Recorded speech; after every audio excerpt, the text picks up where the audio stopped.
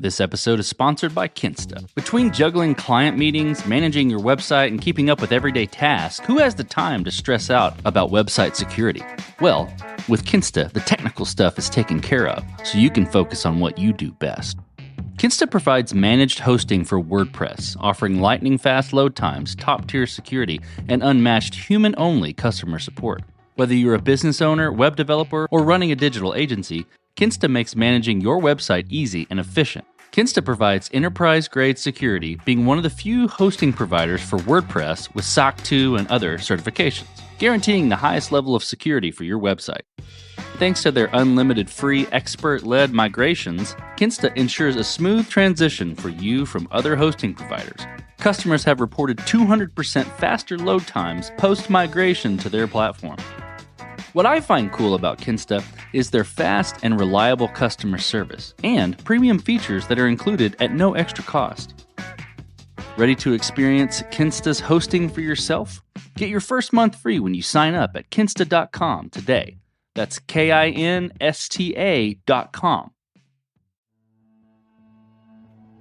Hello, Code Story listeners. Recently, I had the pleasure of guesting on Harry Duran's podcast Junkies. In this episode, we talked about technology startups, communication skills, and formatting podcasts for linked production and promos. I was able to share my insights on entrepreneurship and how my podcasting skills have transferred over to my startup, Veryable. Please enjoy the episode.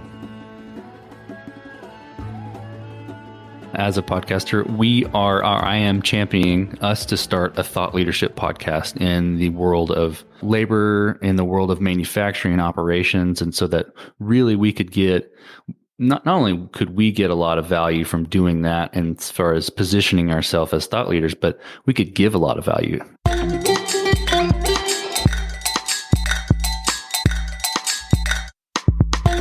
Welcome back to my regular listeners, and if you're new to the show, I'm Harry Duran, host of Podcast Junkies, conversations with intriguing, interesting, and fascinating podcasters and podcast personalities since 2014. I probably need to do a better job of celebrating my wins as I just hit the 6-year anniversary this past April, but there's a little pandemic thing going on that probably distracted me more than necessary. But I'm grateful to all the guests who have been on the show over the past 6 years, and looking forward to a whole new round of really exciting and fun interviews with folks the rest of this year. In case you missed last week's episode, we had a great conversation with Amy Woods, host of Content 10X. We shared the origin story of the Content 10X podcast and how she was able to grow her agency Content 10X to the success that it is today. Make sure you check that out, episode 221. This episode is brought to you by Focusrite and their wonderful line of sound cards.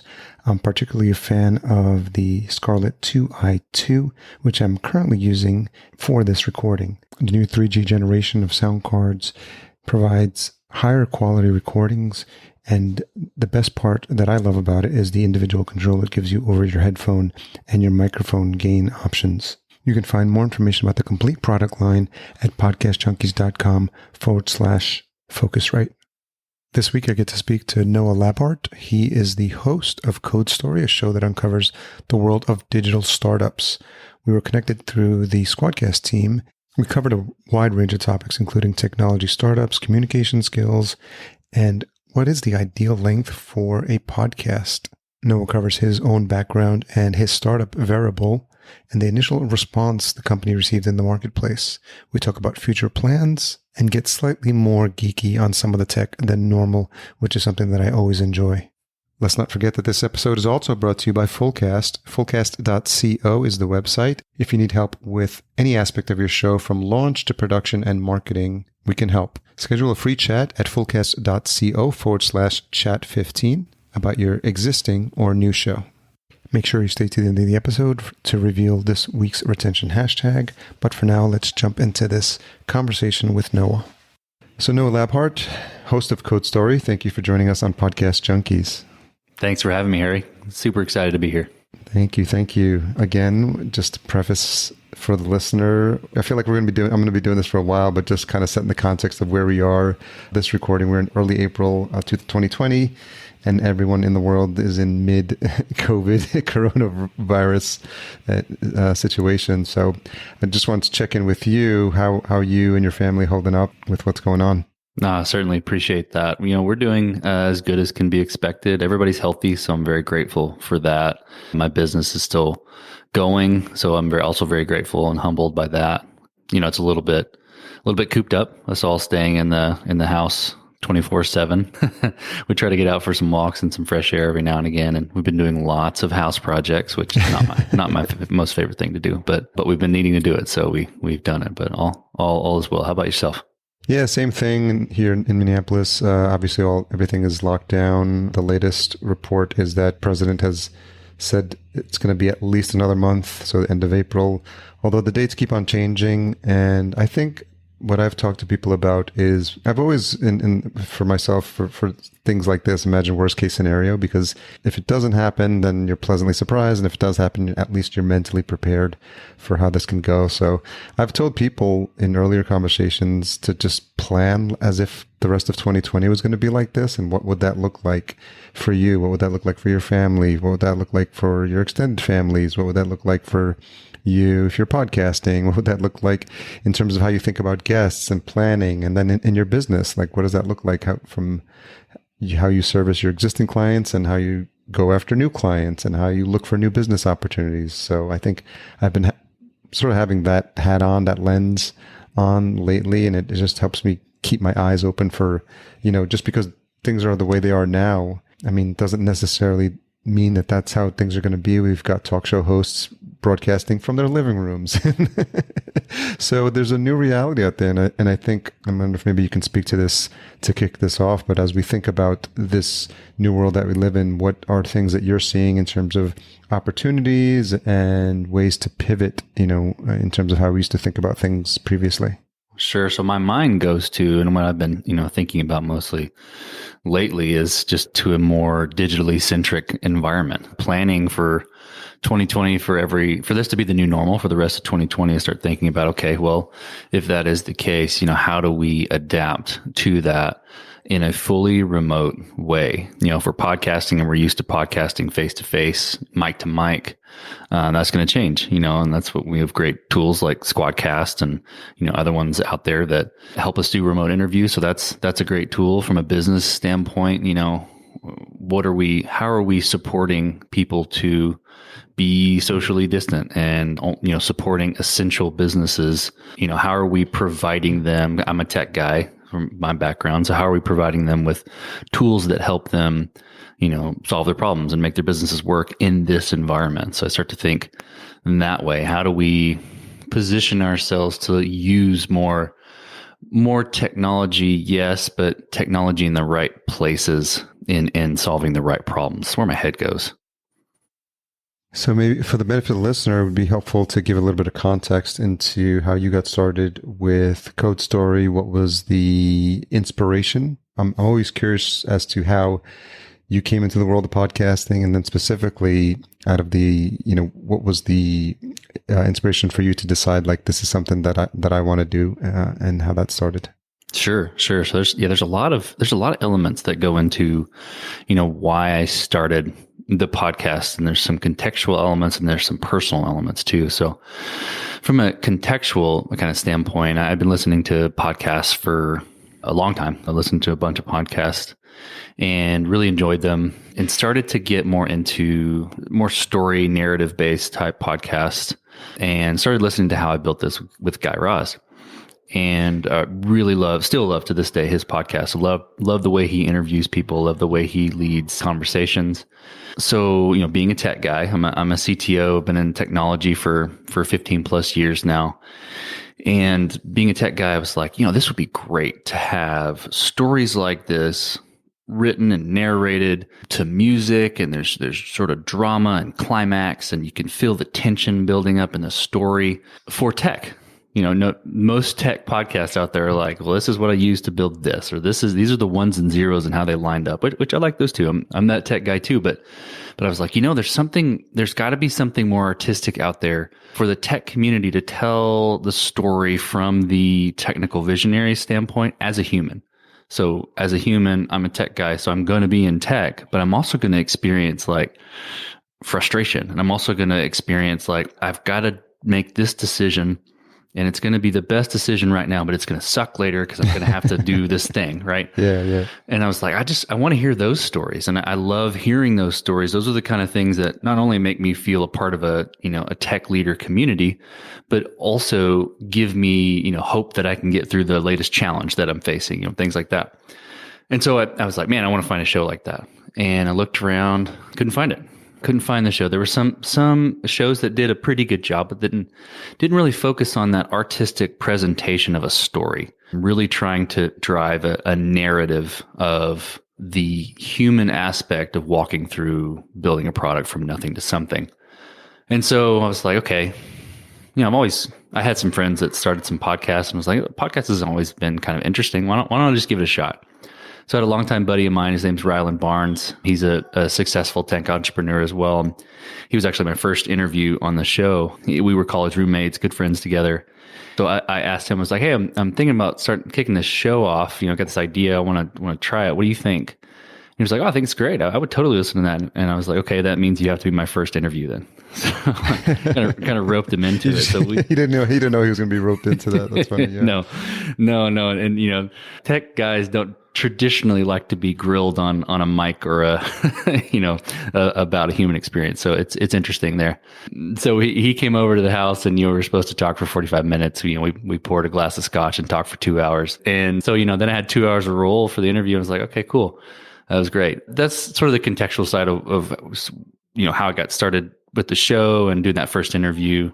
Yeah, it took me 6 months to get that first episode done, which is funny.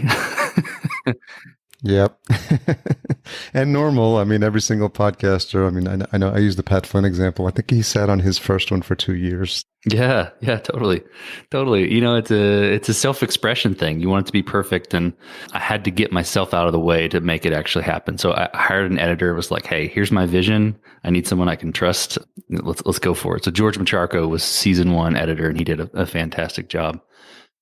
And just on the editing piece, it sounds like, when you're referencing how I built this, you had an idea of something that you wanted and you're thinking soundscapes, music, sound design. Is that the direction you gave George? And is that something he had experience with previously? Yes. So sound design a bit. He was an experienced podcaster, experienced editor, and a little bit of sound design. And he was able to compose and score some music for different parts of it. So it was kind of a half and half, I would say, maybe more like 70-30, 70 pre-licensed music, using it on the show, and then also scoring some music for a part of it as well.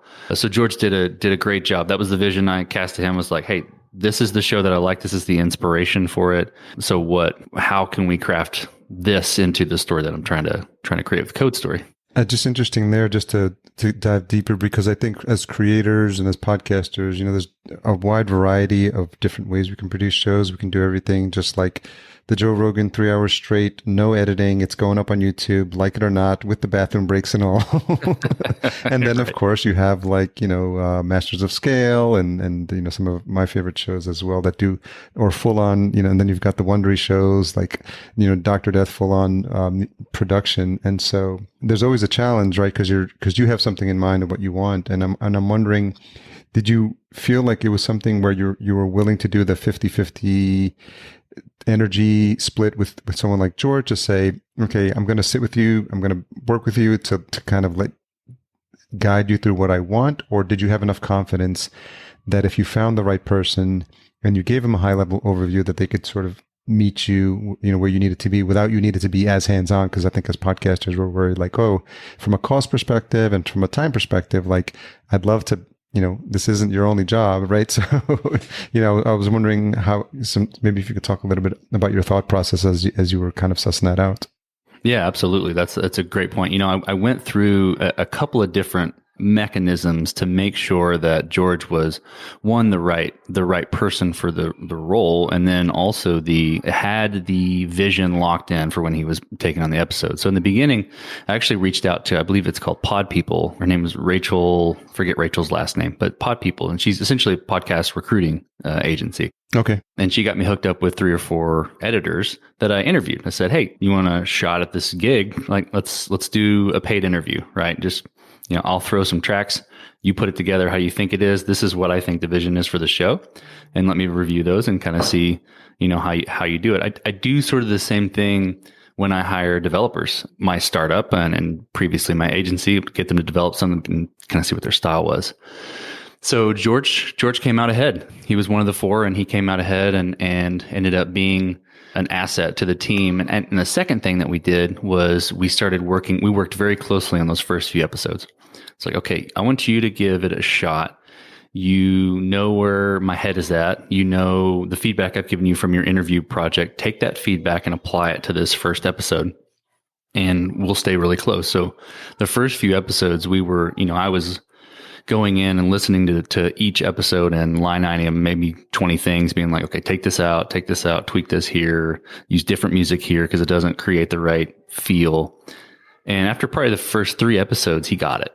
He was in. And so we got to where we were clicking. George isn't working with me anymore on future episodes. He's doing some other stuff, but he did a fantastic job getting the show off the ground and grabbing hold of that vision. And what does that look like from a production standpoint when you have an episode? So I think it'd be helpful for the listener because it's a podcast about podcasting. So we get to geek out as much as we want about this stuff, like it's in the inside baseball. So talk a little bit about the workflow. Because, I think about my show, when I think about the different parts, it's having conversations, getting connections. And then I typically don't have anyone cold on there. So I'm always like, it's someone that's been in a warm intro, and I want it to feel like it's a friendly conversation. So that's the nature of this show. So then I think about the interview, Squadcast, get it saved. And then either I edit it or someone on my team edits it. And then we usually write show notes and then post to the website and do all the social media production. So that's what we do from a workflow perspective. So I'm wondering, when you think about, walk us through maybe when you have a guest identified and then what that looks like moving forward. If that is the starting point, if there's another starting point, that'd be interesting to know. We'll go through, and I'll identify some individuals. I keep a pretty strong network as a CTO of other CTOs and tech leaders or tech CEOs and things like that. So I'll reach out to their media groups and get them on the show. So I'll get them booked. Usually it's warm, but warm from I send a LinkedIn message or an email or things like that. So we haven't had a pre-chat. They'll jump on Squadcast. We'll record the interview. I'll grab the clips. And what I do after that is I'll pop open Logic and make sure and get the tracks lined up, cut out anything that I can cut out from the interview. But I'll also create my own narrative clips. So I do a show intro and a guest intro. And the show intro is kind of, it aligns with the hype music of the show, and it's just kind of a quick little clip of a teaser clip almost. And then I'll do a guest intro, which tells us a bit of their backstory. This person, walked down this path and has this hobby and got into tech this way. And at this point in their life, they were frustrated with X. And so they decided to start this company, and then it goes into the interview, right? So kind of, and that's a big thing that Guy Raz does too on how I built this. He usually starts it out with a little bit of a story. I think that helps to lay the foundation of the human element. So I'll record those, export those tracks, and then put it into Dropbox. Then my editor and his team will jump in and start doing their magic, put the music to it. And I have a new editor now. His name's Bradley Denham, and his Record Edit Podcast, I believe is his company name, does my editing, and he does a fantastic job. We're in lockstep with the music as well, and the narration and the vision. And he drops in a track. I listen to it and see if there's anything that needs to be changed. And then once it's done, then I'll upload it. I use Transistor for hosting, which I love. Popular in the tech community, in the SaaS and tech community. I had Justin, yeah. Uh-huh. Yeah, Justin Jackson on the show as well. Yeah, Justin's a cool dude. I'm in his group, Mega Maker, which is one of the, Oh yeah, that's right. Yeah. And I actually had John, his partner, on for episode 8 for Adam Code Story. Great guys. They've built a great product. So throw it up in Transistor, throw it up on the site, and then schedule it to be to be posted. That's pretty much the workflow.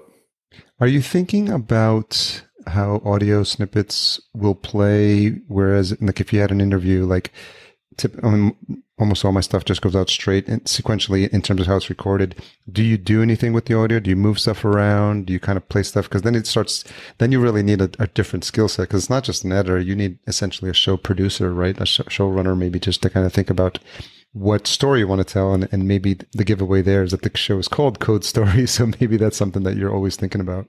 Yeah, that's a great question. Sometimes we do move things around. We haven't in a while. Sometimes I'll be like, this question would make a lot of sense if we actually moved it up to, question 6 instead of 12. But now that I've gone through a season, now that I've gone through, we're into season 2 now, I've got a pretty good idea of how to lay out the questions that tell the story that I'm trying to get out of the person.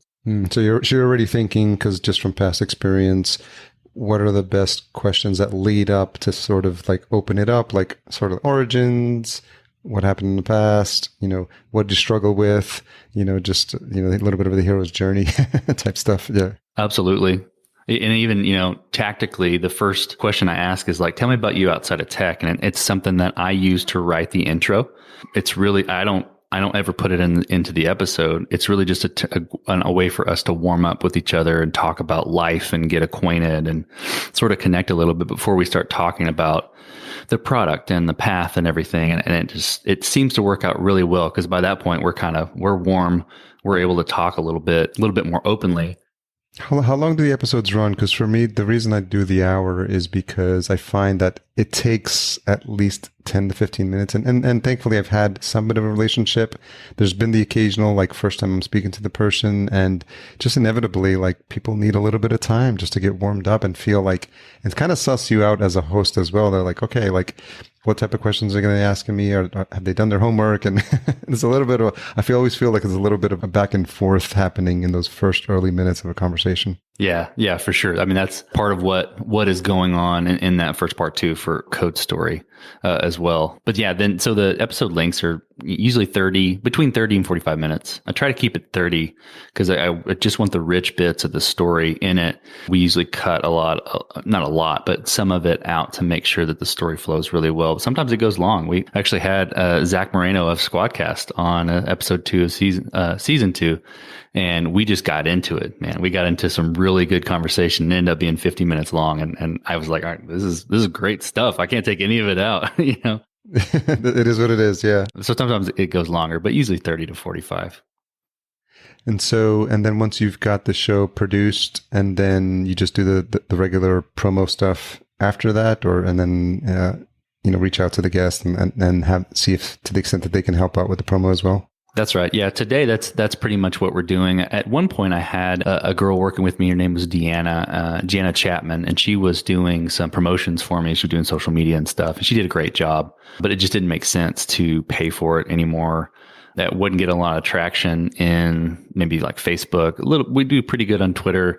LinkedIn is awesome for traction, but other than that, pretty much just push it out to distribution. I promote it to my communities that I know that are tech based, indie hackers, Patreon, a bunch of Slack rooms, because I'm a tech guy. I've got Slack rooms in and out every day, and that's pretty much it. I mean, not a ton of promotion yet, which is something I have my eye on, to be completely honest, and I'm still trying to figure out what the right formula is. Have you looked at any of the in-app ad spots like Overcast and Castro? Because obviously the best place to find a podcast listener is on another podcast, right? Yeah, actually, typically, it's like the Amazon referral system. If you like this, you'll like this. So do you see, or do you notice anything specifically with tech related shows where the audience comes from? I don't have visibility to that, but it's interesting that you mentioned the in-app ads. I did just do a ad through Castro's, and it produced pretty good results. So I may try to sink some funds as they come available into that. Makes a ton of sense, but put a podcast in front of a podcast listener. So I probably will pay a lot more attention to that. And what episode are you up to now currently? So we're in season 2, episode 8 releases next week. Season 1 was 20 episodes with a handful of bonuses. So, something like 30 something. How have you grown as an interviewer from the first time you recorded that first episode to, what you're producing now? A lot. I'm, I'd say stereotypically in the tech world, we're not known for being the best communicators.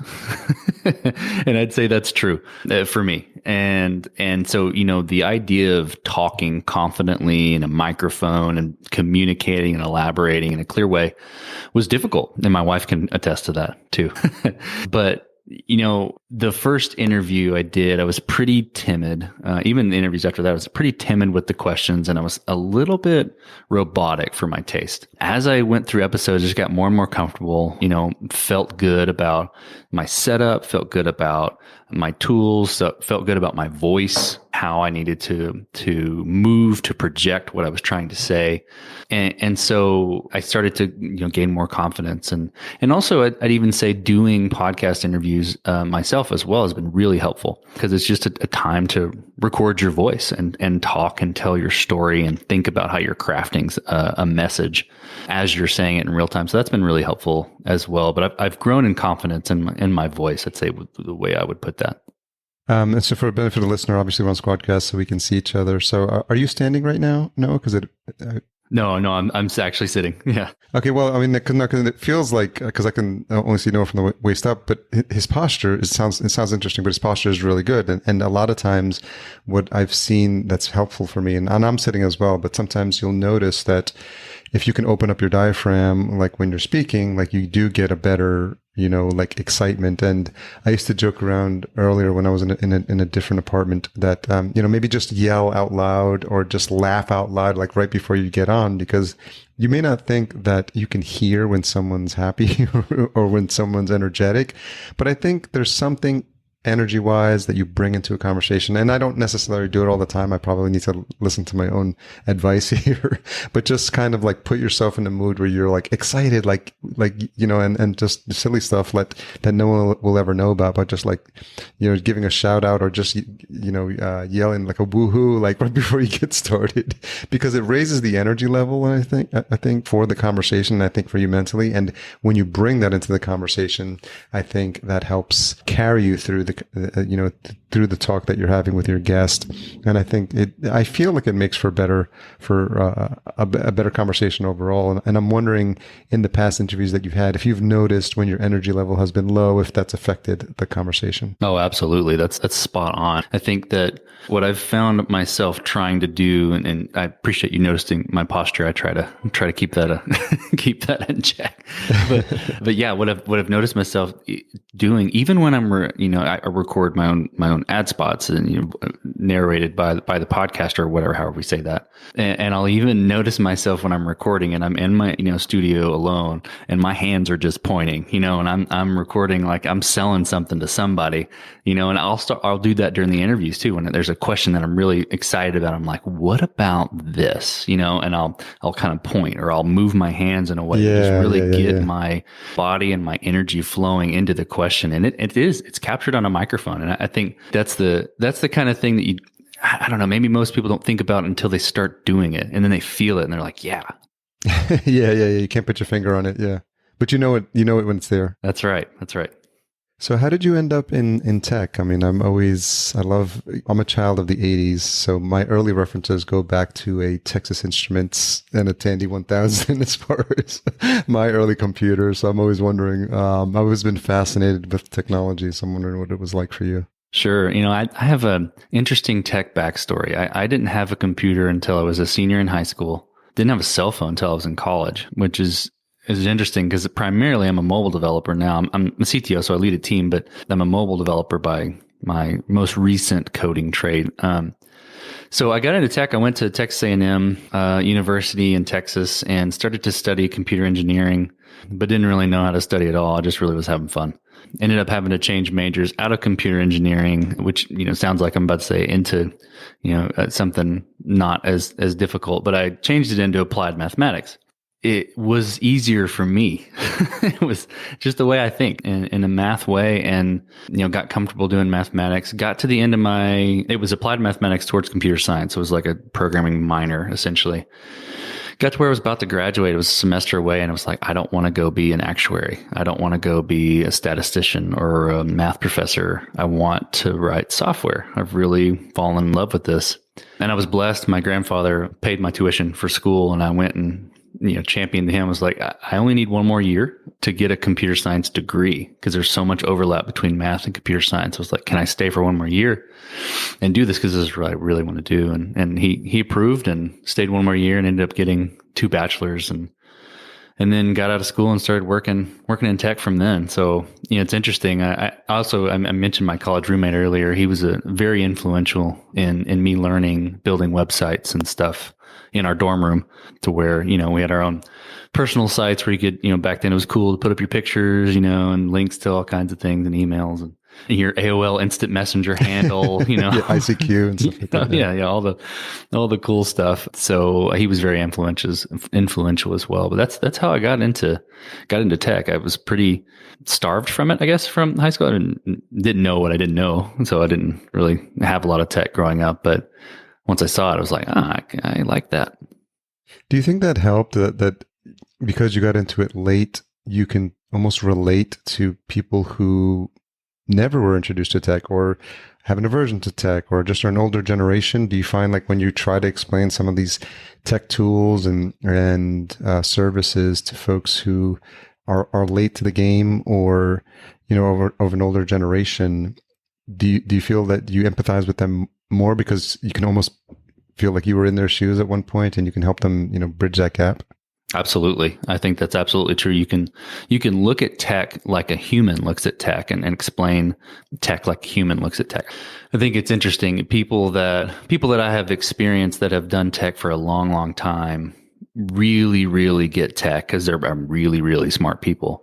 But they do have a hard time explaining it. They do have a hard time, relating to the masses of how most people see tech.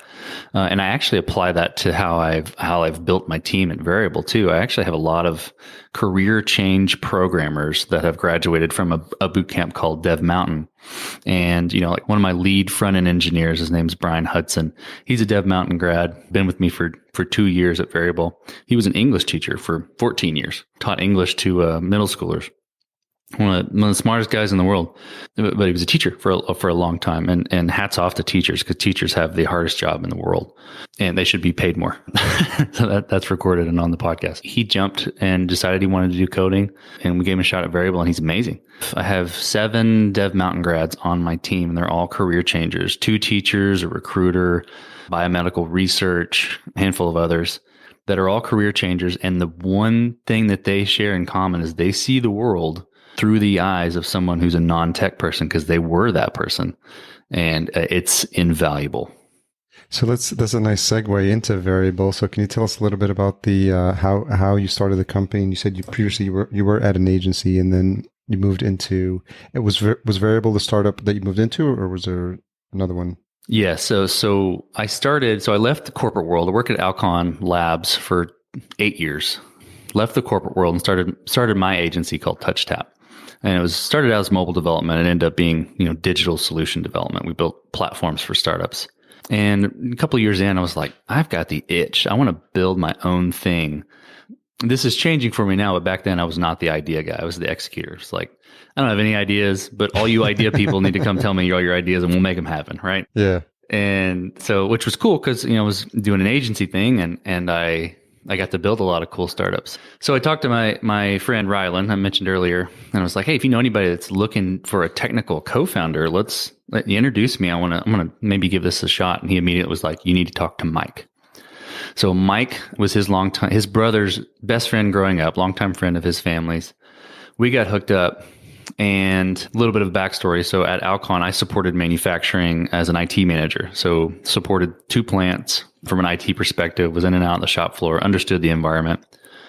And Mike Kinder, who's my partner, was a director of strategy for operations, led operations at many different plants for GE and a couple other things, did consulting for PwC for a long time. And he had this idea of, okay, we got all this technology coming into the world of manufacturing. We have all this technology that is going to be game changing, but nobody can afford it. And nobody has the flexibility of their capacity to be able to use it. It's like if you don't solve the labor problem, you can't really justify spending all this money on this new technology. He said, so they need an Uber for the shop floor, essentially. They need to be able to ramp up and ramp down their labor capacity to be able to meet their demand spikes and falls. So we got together. He pitched the idea to me. Having some experience in manufacturing, was like, I can't poke any holes in this idea. This is a good one. Talked it over with my wife, decided to give it a shot. So formed the company in 2016. In May 2016, launched in February 2017. The product, our MVP prototype pilot product, I had to fix on site for the first op that we ran. Op is a work opportunity. I should back up a little bit and tell you what Veryable is, though. Yeah. So Veryable is an on-demand marketplace for manufacturing and logistics, supply chain labor. So we connect businesses with a third paradigm of labor. We enable them to have flexible capacity on top of their full-time workforce. And then we provide a marketplace for workers to be able to have diverse different work opportunities, have a flexible schedule, and get paid daily. So we pay them every day that they're working. So we've built that. We launched it in February 2017, and we are now in 7 states and I guess 10 markets now, and looking to expand kind of across the Midwest and Northeast this year, pending COVID, obviously. Yeah, it's interesting. So, and it's Veryable, Veryable. That's right. Yeah, Veryable. What was the initial response? Because it seems like that model, and I call it the unused inventory model, where it's essentially like the Airbnb, it's Lyft, Uber model. And interestingly enough, we're working on a project with my girlfriend here in Minneapolis. It's called Photo Spaces, and the concept is photographers looking to book short-term space in like a restaurant that has downtime, or like bowling alleys, or like cool diners, and there's, really eclectic looking places. And typically what photographers need, especially here in Minneapolis in the winter, are indoor spaces. And they honestly just need it for an hour. Like they bring in a client to do a headshot with them. But it's this idea of all this unused inventory, that's all this unused spaces that are being put to better use. And so I think it seems to be like that's where the future is, and the shared economy, or whatever you want to call it. So I imagine that's where some of the ideas you had in mind as you were putting this together. And I'm curious what the initial response has been. Sure. So it's a great question. By the way, that's a fantastic idea. I love that idea. Let me know when you're looking for investment. Right away. I love that idea. Yeah. So the initial response was really strong. We knew that the businesses were going to respond very well from an operations standpoint, because operations people are always looking for a way to optimize their operation. And they get it. They get the incremental gains and that are needed from flexible capacity. It was kind of an easy way to sell it. So we knew they were going to respond pretty strongly. But what we didn't realize that the workers, the operators, are going to respond so strong. We honestly thought it'd be harder to get the workers to the supply, essentially, to fill the funnel for the demand. Mm-hmm. And it was the opposite. So we have a good clip of adoption from businesses, but the operator adoption, the workers, is just people are signing up. They're ready to work, especially kind of nowadays with COVID and with the pandemic going on. People are signing up to get work. 3.3 million people were laid off a couple of weeks ago, and there's a lot of people 6 million. I think the report just came out today. It's crazy. Oh, it's 6 now. Oh. I think it's 6.6 or something. It's so crazy. It is totally crazy. So people are signing up because they need work, they need income, and a lot of the businesses that we support are logistics, are third party logistics, distribution and warehousing, which are considered essential. And so there's opportunity there. We support a lot of large scale medical distributors as well that are sending products, masks and medical devices and things like that. So we've got work for people, and so they're able to sign up and take advantage of that. I wish that we had a bigger footprint right now. We don't, we're just young, and our footprint we're happy with it, but we wish we had a bigger footprint so we could, help out further. So who is an ideal company to be connected with? And obviously now people are just, probably in fire drill mode, just kind of making sure they either keep the lights on or it's just are able to sustain the demand that they've received. Because like you said, if they are in medical devices, if they are industrial manufacturing, I mean, I've seen vodka companies repositioning to start producing, hand sanitizer and giving that away for free. And so everyone's pivoting and just kind of thinking about how they can help in the short term, but then also thinking about how does this position ourselves for what we want to do long term. So are there certain types of industries where it'd be helpful, like if they knew who you were, they most likely would be interested in your service? Sure, totally. So our bread and butter is warehouses and distribution centers. I mean, that's the perfect model because it doesn't require, it's not a regulated environment, some of it could be, some of it's not. So I won't say that, but most of them are not regulated environments. They're pretty low skilled labor needs. So they don't have to have a lot of training to come in and do the job. So that's our kind of our bread and butter and our biggest use case. We do support manufacturing, regulated or not. We do support third party logistics, kind of final mile delivery, do some of those things as well. So those are our primary candidates, though. I'd say if someone is managing a warehouse or is part of a distribution chain, like I'm trying to think of a good example, a company. So we support, so even furniture. So we support Conn's furniture stores. We support their distribution, support the distribution of some health trust, Medline, which are some medical distributors. So that's kind of our bread and butter. So if people have that and they're in the markets that we support, we could certainly help them with their capacity. Sounds good. And so if anyone is interested in applying, they could head over to Veryable. Is it variableops.com? Is that the... Yeah, variableops.com. And then there's a sign up link for businesses. And if they're workers, then there's another page that you can sign up there as well and download the mobile app. Yeah, it seems like these are interesting times because things that you thought might be an opportunity for growth or for providing a service that would be of benefit to folks in the community. I think it's drastically changed how we see our businesses in the past couple of weeks. And I think everyone that I know of are looking for ways to serve as well too. And I think are just more conscious of things that we can do if we are business owners to help the community. Yeah, absolutely. Absolutely. So I'm wondering now, as you think about building your company and keeping all the moving parts that you have on, because now you're a host of a show now and all the challenges you have. So how do you think about where you're at as a business owner in terms of future growth and any challenges you might have with that? And then is there anything that you've been doing with the podcast that's been helpful for you with the startup and just thinking about, because you're talking to people who work in tech in companies and you have a whole team of folks that you've now hired in there. So I'm wondering if you've noticed any overlap in terms of how the two mix and match sometimes. Yeah, totally. I mean, so I'll talk to the future growth kind of from a variable standpoint. The biggest thing that we're looking to do or the challenges we have future growth wise is educating businesses on this third labor paradigm. So a lot of manufacturing, distribution, that they do things a certain way and they've done it that way for, 30 years, right? And so helping them think about things differently. They're usually pretty keen on the ideas from an operations standpoint, but then there's a whole slew of people that they have to run it by and get it approved by, because that's the way manufacturing works. So educating businesses quickly on those quick wins that we can really get in the door there. So that's our biggest growth factor that we pay attention to, is converting people and letting them know about this third labor paradigm. And it's easy to try. There's very little risk to try it. So we're educating them to do that.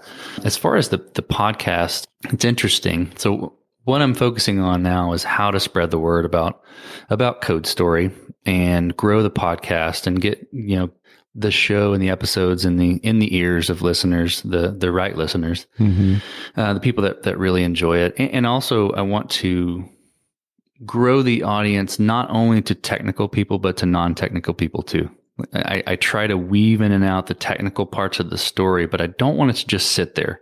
I want it to show the human part of the story, which is technical because it's a technical leader, but it's not all that. So I think it's interesting stories. There are interesting stories here for non-tech folks as well. So growing the audience that way.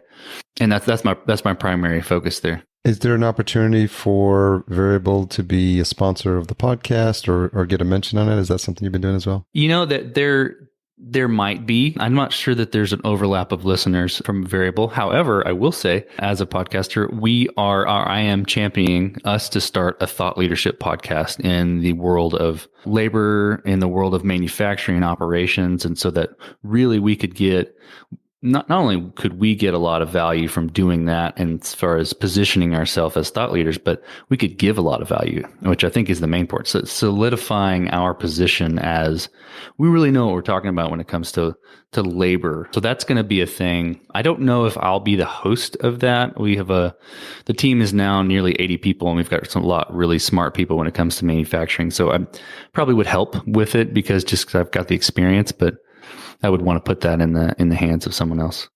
The future of labor. The future of labor. That's right. My marketing brain never stops working. So if you ever want to jam on ideas for that stuff, because we do it for our clients as well. Because the other thing to think about is from an SEO perspective, we always tell clients when we're producing shows is think of it from an SEO perspective of what people are searching for or like a pain point they're looking for. So, understanding the future of labor, like if you see that, you're like, okay, I know exactly, it's not as catchy or a snazzy name, but it tells people like what it is you do. So, that's a good thing to keep in mind. You can make that phrase snazzy with colors and looks. Yeah, exactly. Right. But if that's what they're searching for, that's what you want. Yeah. So a couple of questions as we wrap up. What's something you've changed your mind about recently? Oh, that's a good question. I wasn't ready for that one. What have I changed my mind about recently?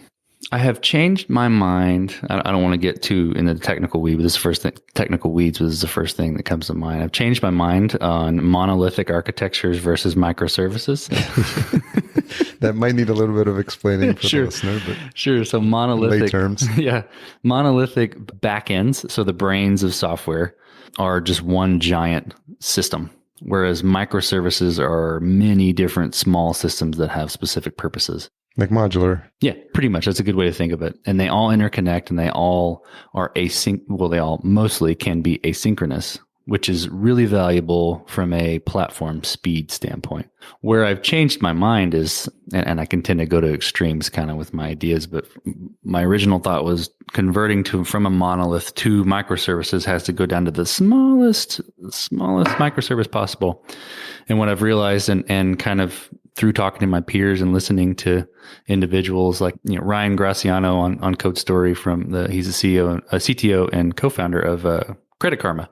And he has a pretty strong position on not quite monolith, not quite microservices, like really it's like broken up monoliths. So it's like just making them small enough. And so that's really changed my mind there. And what's the most misunderstood thing about you? I can come off as pretty stoic sometimes, that I'm not. I don't really have a lot of emotions going on, but that's very far from true. Got a lot going on the inside. Well, no, I appreciate you coming on and sharing your story. I can totally see how you and Zach would have spent like just almost an hour or more plus, probably more, just geeking out on all this stuff, because I get the sense that you guys are very simpatico when it comes to your love of tech and technology. But actually, what I sense is, and knowing you guys, knowing Zach really well and having had a couple of conversations with you, is I get the sense that there's a passion in what you do, and also a feeling that you want to help, like using technology to enable, to help, to make the world a better place. And that's consistent with the both of you. So, kudos for the work that you've done. And obviously even things like providing employment for 80 people, providing like this marketplace, for people to find services or get help that they might have otherwise struggled with. And then also using your podcast as a platform to tell the stories, probably for some of these people, like untold stories that they don't get to share a lot as well. So I just want to congratulate you on putting all those things in motion. I think you're doing good work. Thanks, Harry. I certainly appreciate that. I receive it to heart, and this has been a blast. I really appreciate you having me on the show. So let's give folks the details on where they can listen to the podcast and then connect with you online as well.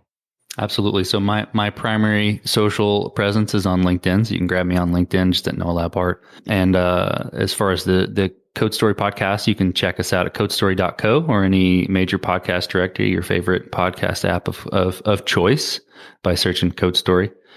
And hit me up on LinkedIn. You can there's a email you can grab on the website as well, and would love to chat. Thanks again for your time, Noah. I really appreciate it. Thanks, Harry. So thanks again to Noah Labhart for sharing his story with this audience. I always enjoy talking to other entrepreneurs and folks who've gone down the path of creating their own startup, and he's had a lot of success with Veryable. So I really enjoyed diving deep on that. Intro and outro music composed by Cedar and Soil. Podcast production and marketing by Fullcast. Sign up for a free 15-minute chat at fullcast.co/chat15. Thanks again to our episode sponsor, Focusrite, specifically this Scarlett 2i2 3G sound card, which is something I'm using with every recording now. You can get more details about the full line at podcastjunkies.com/Focusrite. Tune in next week for my conversation with Nicole Holland of Interviews That Convert. If you made it this far, you're no doubt waiting for the retention hashtag. Let's go with code NOAH, CODENOAH, and you can tag me at podcast_junkies and Noah at codestory_. So it's Code Story, CODESTORY, and the underscore character. Thanks again for all you do to support the show. Talk to you guys soon.